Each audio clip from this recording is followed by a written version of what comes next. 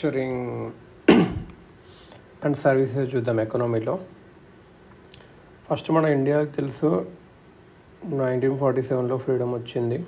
1948లో first industrial policy పెట్టారు. 1948లో first industrial policy India's minister for ఎమర్స్ శ్యామప్రసాద్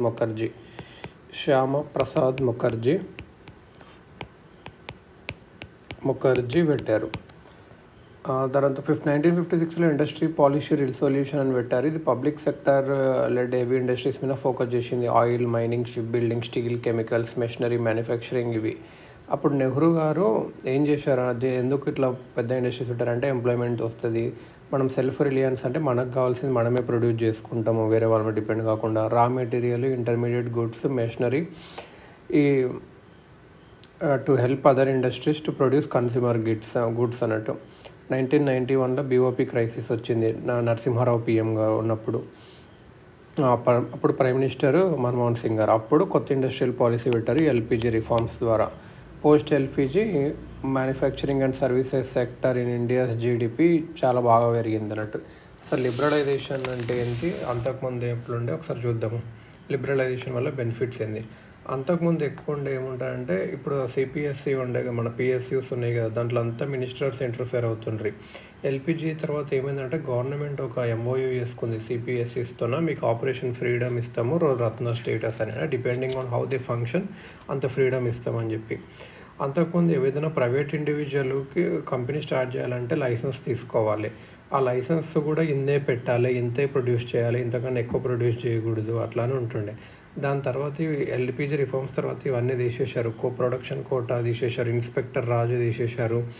కానీ కొన్నిటికి మాత్రం అవసరం అండి. ఆల్కహాలిక్, టొబాకో ప్రొడక్ట్స్కి, ఎలక్ట్రానిక్ ఎయిర్ఫేస్, డిఫెన్స్ ఎక్విప్మెంట్కి, ఎక్స్ప్లోజివ్స్కి, గన్ పౌడర్కి, నైట్రోసెల్యులస్కి, మ్యాచ్ స్టిక్స్కి, హజార్డస్ కెమికల్స్కి, హైడ్రోసైనిక్ యాసిడ్కి, ఇలా కొన్ని దానికి మాత్రం పర్మిషన్ అవసరం. మిగతా దానికి private entrepreneur just business by simplifying and industrial entrepreneur memorandum ఒక చిన్న అప్లికేషన్ ఇచ్చి వేసుకుంటే అయిపోయాయి.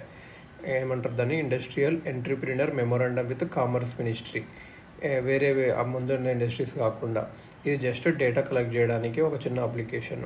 అంతకుముందు ఏంటంటే పెద్ద పెద్ద కార్పొరేట్ సెక్టర్స్ని చిన్న చిన్న కంపెనీస్లో చేయడానికి అలా చేసేవాళ్ళు కదా, పికిల్స్ పెట్టడానికి అలా. దాని తర్వాత గవర్నమెంట్ అందరూ తీసేసింది ఇలా అన్నట్టు. కొన్ని రిస్ట్రిక్షన్స్ మాత్రం. ప్రైవేటైజేషన్, ప్రైవేట్ సెక్టార్ని ప్రైవేట్ వాళ్ళని ఇన్వైట్ చేయడము.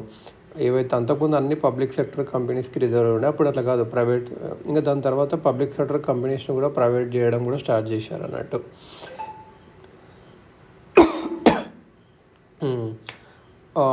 ఎల్పిజి రిఫార్మ్స్ తర్వాత కొన్ని సెక్టర్స్ మాత్రమే పబ్లిక్ సెక్టర్ కింద పెట్టుకున్నారు. అటామిక్ ఎనర్జీ, రైల్వేస్, మిగతావన్నీ ప్రైవేట్ సెక్టర్ కింద ఇచ్చారు.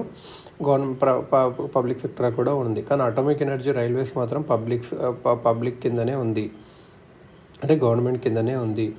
నేషనలైజేషన్ ఆపారు అప్పుడులో. ప్రైవేట్ సెక్టర్ కంపెనీస్ అనేది బ్యాంకింగ్లో, ఇన్సూరెన్స్ కూడా పెట్టారు. అంతకుముందు బ్యాంక్ అనేది గవర్నమెంటే ఉంటుండే, ప్రైవేట్ బ్యాంక్ ఉండేది కాదు, ఇది అన్నట్టు మెయిన్గా. ఇంకా గ్లోబలైజేషన్ పెరిగింది. గ్లోబలైజేషన్ అంటే ఏంది, నేషన్స్ వాళ్ళ గూడ్స్ అనేటివి, సర్వీసెస్ అవన్నీ technology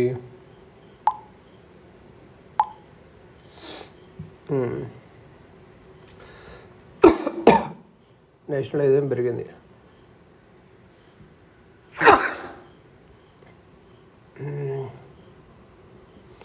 WTO join అయినాము LPG reforms తర్వాత, అంటే వరల్డ్ ట్రేడ్ ఆర్గనైజేషన్ దాని చెప్పిన రూల్స్ ఫాలో అయినాము. అంతకుముందు అంతా మనకి ఇష్టం వచ్చినట్లు ఉంటుండే, మనం ఇష్టం వచ్చినట్లు టెరిఫ్ బ్యారియర్స్ క్రియేట్ చేసేవాళ్ళం. దాని తర్వాత అది తీసేశారు అన్నట్టు మెల్లగా. దాని తర్వాత ఫోర్త్ ఇండస్ట్రియల్ రెవల్యూషన్ వచ్చింది. మనం ఫస్ట్ ఇండస్ట్రియల్ రెవల్యూషన్ చూసుకుంటే 1800లో వచ్చింది. ఫస్ట్ 1800లో వచ్చింది. అప్పుడు అంతా coal, iron machines, factories, railways, steam షిప్సే ఉండేటివి.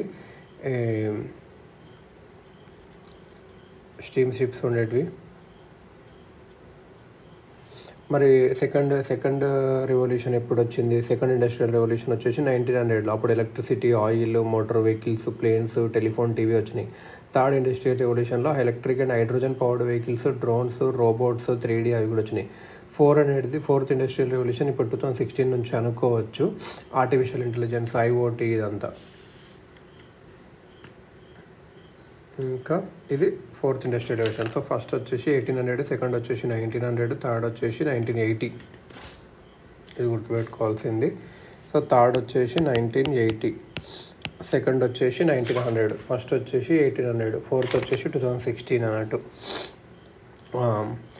ఇప్పుడు మనం ఒకటి చేసుకున్నాము, గ్లోబల్ పార్ట్నర్షిప్ GPI అని ఒకటి జరిగింది. ఏఐకి global partnership on artificial intelligence. ఇది India, USA, UK, EU, Australia, Canada, France, Germany కొన్ని కంట్రీస్ కలిపి స్టార్ట్ చేసేవి. ప్యారిస్లో ఉంది సెక్రటేరియట్ ఆర్ హెడ్ క్వార్టర్స్. ఇది హోస్టెడ్ OECD హోస్ట్ చేస్తుంది అన్నట్టు. ఇంకా ఇక్కడ ఏంటంటే కొత్త ఇండస్ట్రియల్ పాలసీ, మన లేటెస్ట్ ఇండస్ట్రియల్ పాలసీ 1991లో పెట్టారు లాస్ట్ది. సో కామర్స్ మినిస్ట్రీ ఏం చేసిందంటే ఇంకా కొత్త ఇండస్ట్రీ పాలసీ తేవాలి, ఫోర్త్ ఇండస్ట్రియల్ రెవల్యూషన్ గుర్తు పెట్టుకొని కొన్ని థిమాటిక్ ఏరియాస్. ఏంది? Technology and innovation, government to provide initiatives for artificial intelligence, internet of things and robotics, manufacturing and MSME, infrastructure and investment, skills and employability for future, ease of doing business, trade and fiscal policy. ఇదన్నట్టు. So technology and innovation, TECHNOL, technology, innovation, technology and innovation, ఇంకా manufacturing and MSME,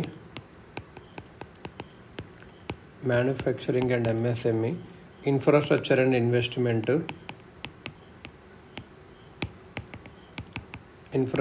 investment, skills and employability for future,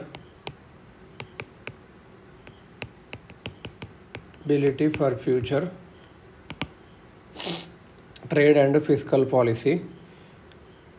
ఇదన్నట్టు ఒక portal, ఒకటి సామర్థ్య ఉద్యోగ భారత్ 4.0 అంటే ఇది ఏంది, దీని గురించి ఏందో. సామర్థ్య ఉద్యోగ, ministry of heavy industries and public enterprises, department of heavy industries. ఇది టెక్నాలజికల్ సొల్యూషన్స్ని ప్రొపగేట్ చేయడానికి ఇండియన్ మ్యానుఫ్యాక్చర్ యూనిట్స్కి ఇదన్నట్టు. సామర్థ్య ఉద్యోగ భారత్ అదే టెక్నాలజీని స్ప్రెడ్ చేయడం, ఉద్యోగ భారత్. మనకు తెలుసు సర్క్యులర్ ఎకనామీ అంటే ఏందో, alternative to traditional linear economy. Circular ఎకనామీగా రిసోర్సెస్ అనేటివి వాడుతూ ఉంటాము, దాని మ్యాక్సిమం వరకు ఎంతవరకు పాసిబుల్ అయితే అంత. ఇది చాలా ఇప్పుడు సర్క్యులర్ ఎకనామీ ఇప్పుడు చాలా డిస్కషన్లో ఉంది.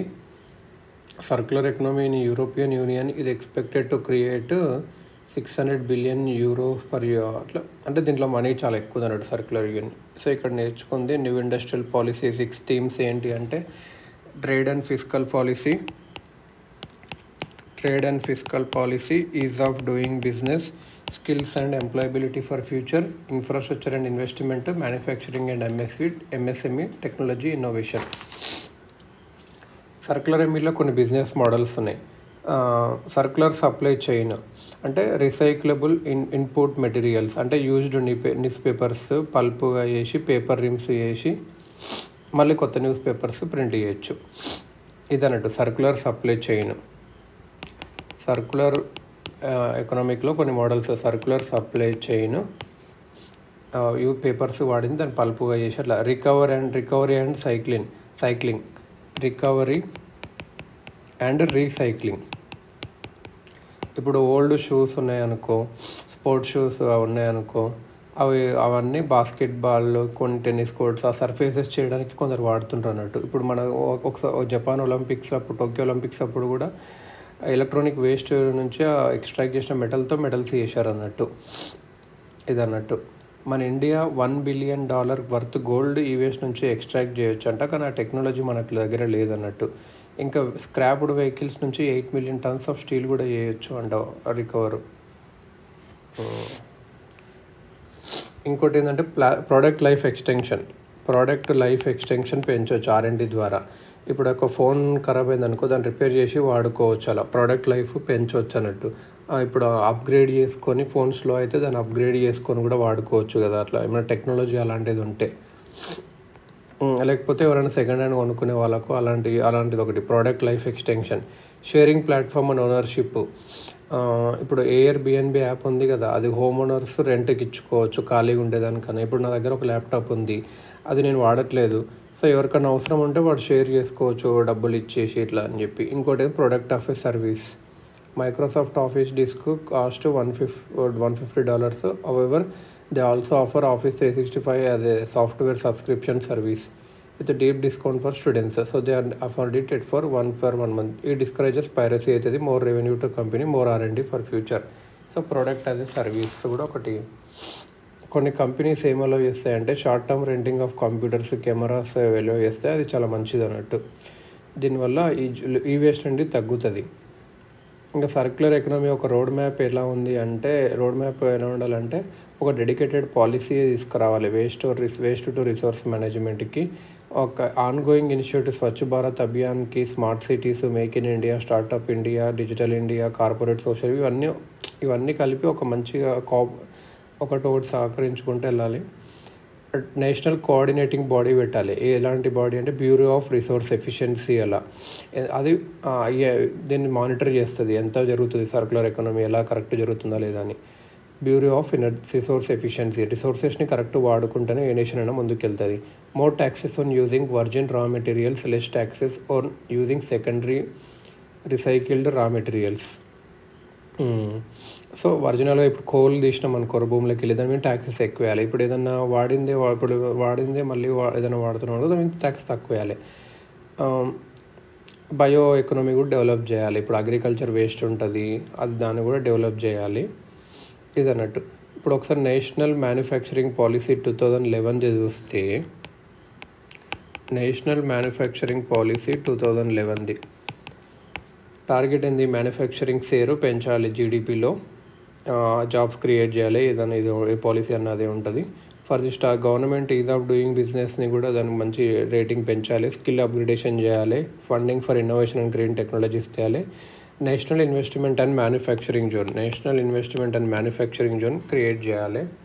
ఈ national investment and manufacturing zone అంటే ఏంటంటే, ఇది industrial township containing special economic zones, industrial parks, warehousing zones, export oriented units.